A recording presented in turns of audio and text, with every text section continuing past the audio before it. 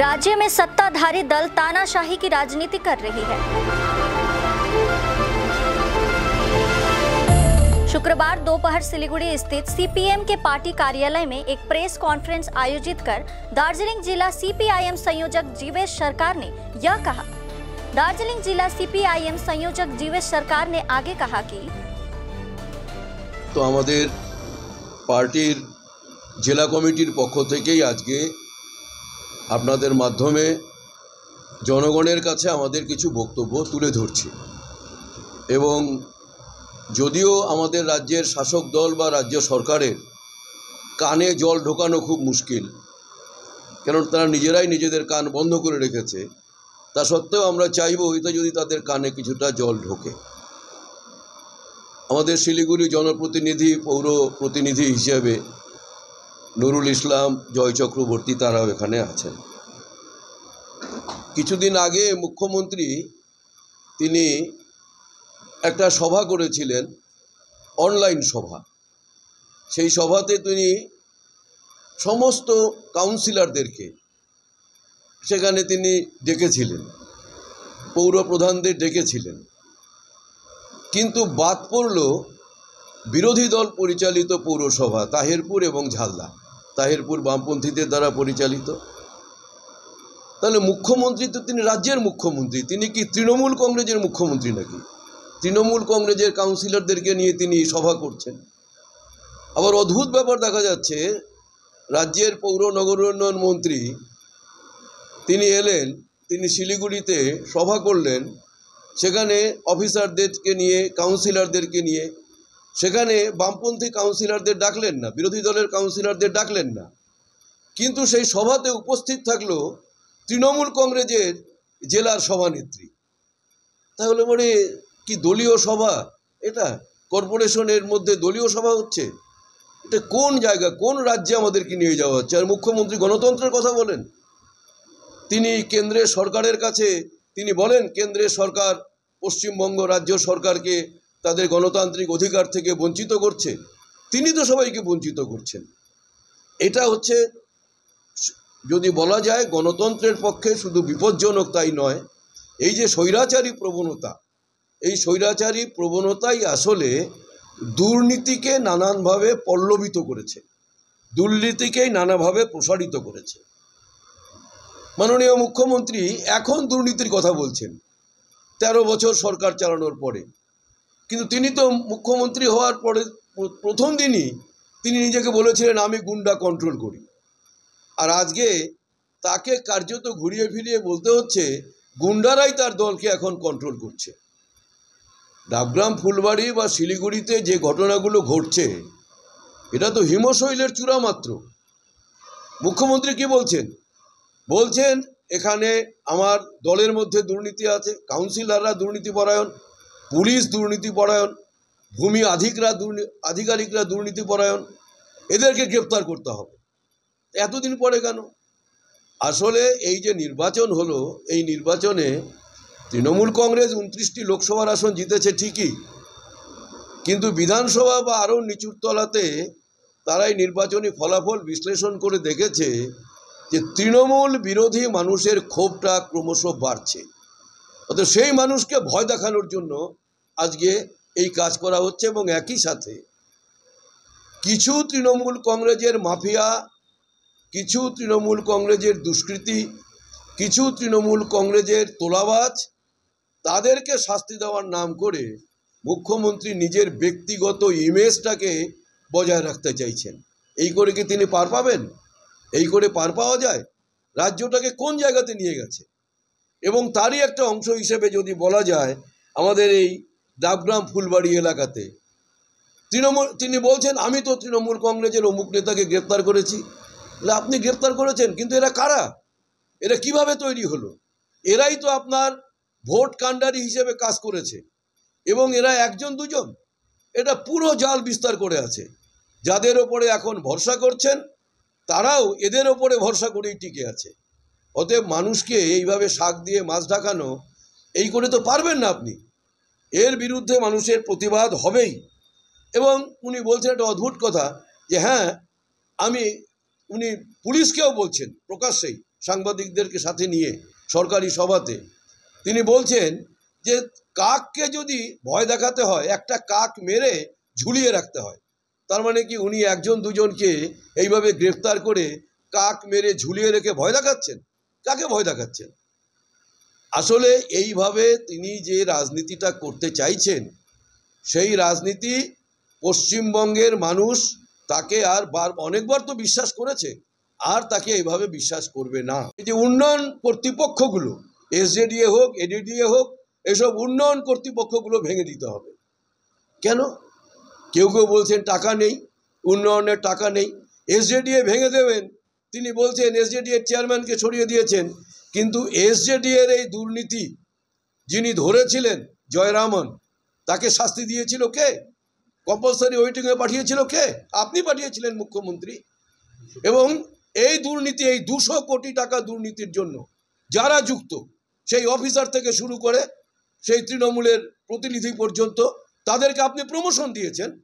শিলিগুড়ির মানুষের উন্নয়নের, শিলিগুড়ি জলপাইগুড়ির মানুষের উন্নয়নের 200 কোটি টাকা, এই টাকা তছরূপ করেছে আপনার লোকজন, আপনার প্রিয় আধিকারিকরা। আর আপনি তার বিরুদ্ধে ব্যবস্থা না নিয়ে যিনি এটাকে ধরলেন জয়রামন, তাকে আপনি কম্পালসারি ওয়েটিংয়ে পাঠিয়ে দিলেন। আর আজকেতে আপনি বলছেন যে এই উন্নয়ন কর্তৃপক্ষগুলো ভেঙে দেবেন। তাহলে 200 কোটি টাকার কি হবে? সেটা তদন্ত হবে, সেটার ব্যবস্থা হবে।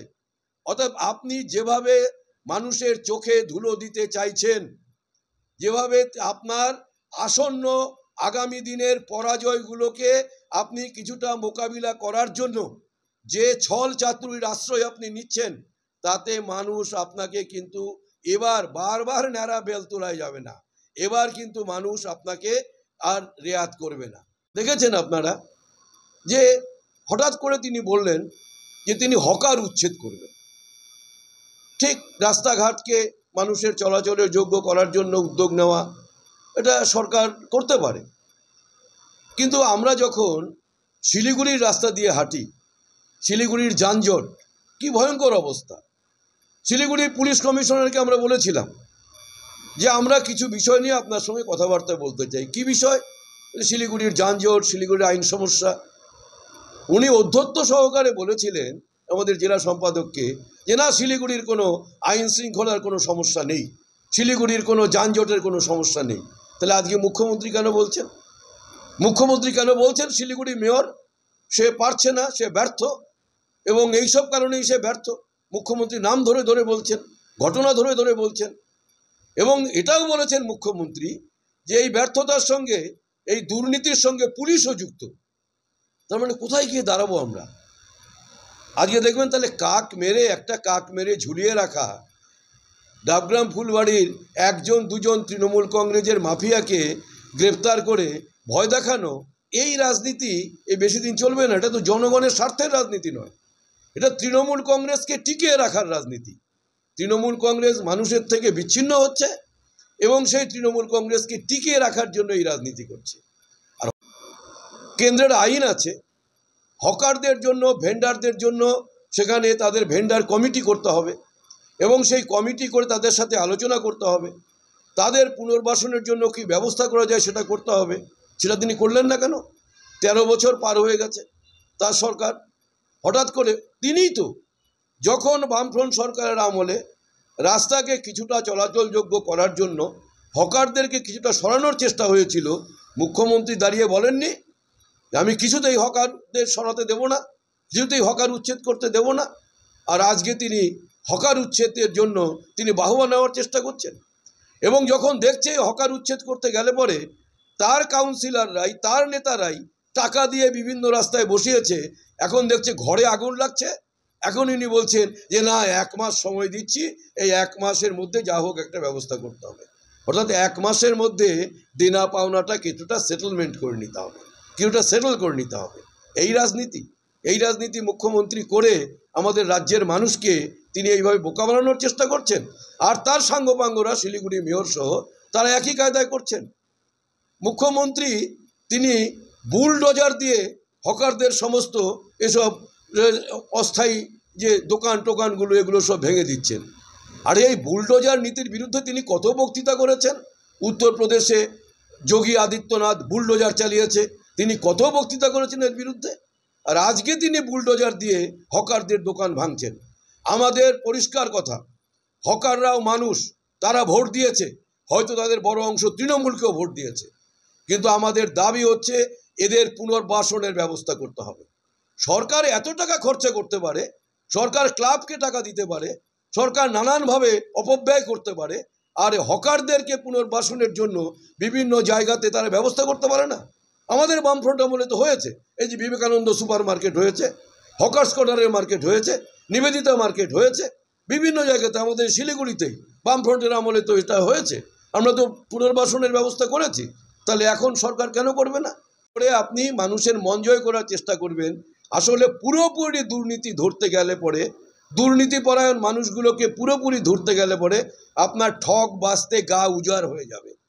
তাই আপনি একটা কিছু টোকেন করে তারপরে বন্ধ করে দাও, মানুষকে ভয় দেখাও, ভয় দেখিয়ে বলো সব কিছু করতে পারবে, তৃণমূলের বিরুদ্ধে ভোট দিও না, তৃণমূলের সঙ্গে থাকো। এটা মুখ্যমন্ত্রী এটা বলতে পারেন যে আমি দেখলাম কোনো কোনো বাড়ির ছাদ তার লাল রং, কোনো কোনো বাড়ির ছাদ তার হচ্ছে ওই গেরুয়া রং, অতএব রং আমাদের মন মতো করতে হবে? মুখ্যমন্ত্রী বলতে পারেন এটা? কোন ভেন্ডার, কোন হকার তার প্লাস্টিকটার কোন রঙের হবে সেটা দেখে মুখ্যমন্ত্রী এটা বলতে পারেন?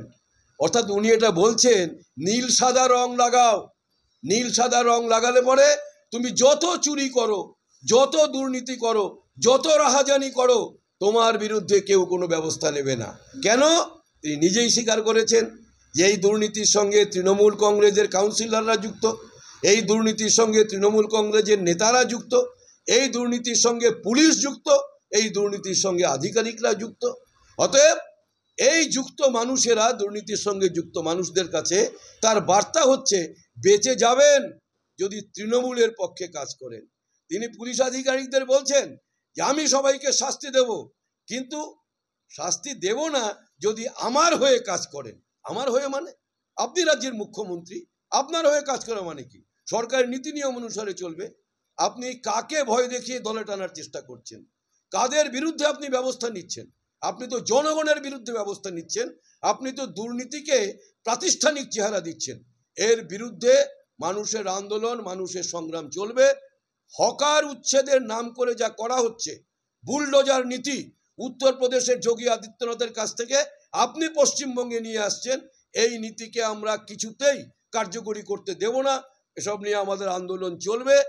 এসজেডি এর আপনি ভেঙে দিতে আপনি পারেন, আপনি মুখ্যমন্ত্রী আছেন, কিন্তু 200 কোটি টাকা জনগণের টাকা, এই দুর্নীতিতে যারা যুক্ত তাদের গ্রেপ্তার করতে হবে।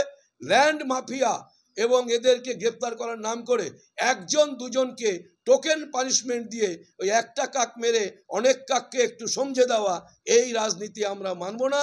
দুর্নীতির বিরুদ্ধে আপনার যদি সৎ সাহস থাকে আপনি ব্যাপকভাবে ব্যবস্থা নেবেন, এবং তা না হলে পরে আমরা এটা বুঝবো যে আপনি আপনার প্রাতিষ্ঠানিক দুর্নীতিকে আড়াল করার জন্য এই কৌশল অবলম্বন করছেন।